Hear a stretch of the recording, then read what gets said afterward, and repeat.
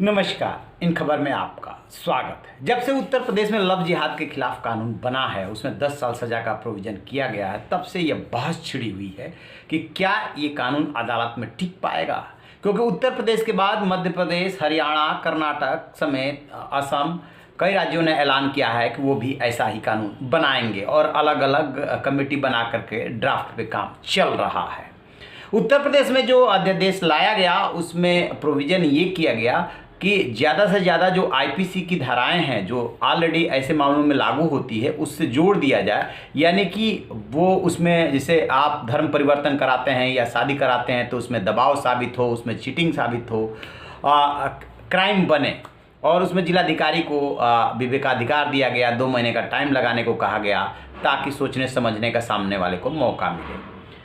दूसरे पक्ष का कहना है, जो कानून के जानकार हैं, कि ये अदालत में टिक नहीं पाएगा क्योंकि कोई भी बालिग जो स्पेशल मैरिज एक्ट है, चाहे लड़का हो या लड़की हो, यदि वो मेजर है और अपनी मर्जी से शादी करता है या धर्म परिवर्तन करता है तो उसे कोई भी कानून नहीं रोक सकता। इंटरफेथ मैरिज होती है तो आप लव जिहाद का नाम दे करके नहीं उसे रुकवा सकते।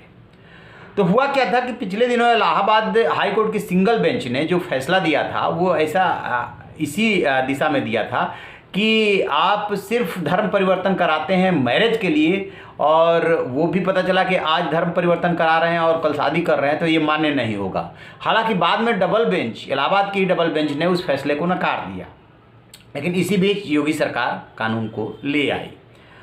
अब ये ऐसा ही एक मामला आया कोलकाता हाई कोर्ट में। दुर्गापुर का मामला है। 44-45 वर्षीय फादर थे। 15 सितंबर को उनकी लड़की घर से चली गई और उसके बाद उसने धर्म परिवर्तन करके और मुस्लिम लड़के से शादी कर ली।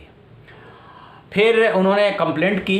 कंप्लेंट करने के बाद पुलिस में छानबीन शुरू हुई। लड़की ने मजिस्ट्रेट के सामने बयान दर्ज कराया तो उसने कहा कि मैंने सब कुछ अपनी मर्जी से किया है, लेकिन बयान दर्ज कराने से पहले लड़की को उसके पिता या परिजनों से नहीं मिलवाया गया।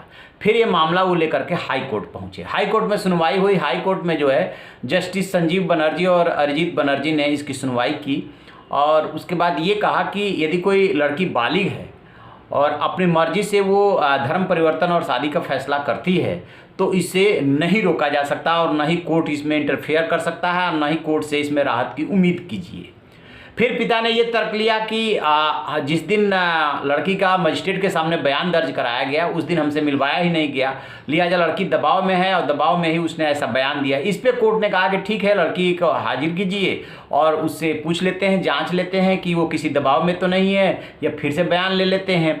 लेकिन एक बात जो निकल करके आ रही है वो ये आ रही है कि कोर्ट का जो मत है कि बालिग है, लड़का हो या लड़की हो, धर्म परिवर्तन करता है, मैरिज करता है अपनी मर्जी से, तो उसको रोका नहीं जा सकता, उसको गैर कानूनी नहीं ठहराया जा सकता। अब जहाँ तक बात आती है कि उसमें ज़बरदस्ती की गई, उसमें लालच दिया गया, उसमें चीटिंग की गई, उसमें अपनी पहचान छिपाई गई, हिंदू बताया गया, फिर बाद में लड़का मुस्लिम निकला, ये बहुत सारी बातें हैं। लेकिन इन बातों में तभी कुछ हो सकता है जब लड़की इस बात के खिलाफ बगावत करे, और लड़की यदि बगावत करेगी तब तो उसके सामने बहुत सारे ऑप्शन है। परिजन यदि जाते हैं और लड़की को लगता है कि उसके साथ धोखा हुआ है, फिर वो कहती है परिजनों से मदद के लिए, तो वो केस एकदम अलग है।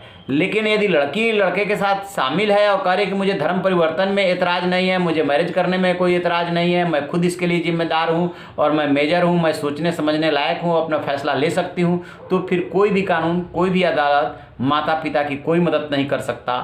तो ये निकल करके आया है कोलकाता हाई कोर्ट के फैसले से। तो आप रहिए ना बेखबर, देखते रहिए इन खबर। इन खबर चैनल को सब्सक्राइब करें।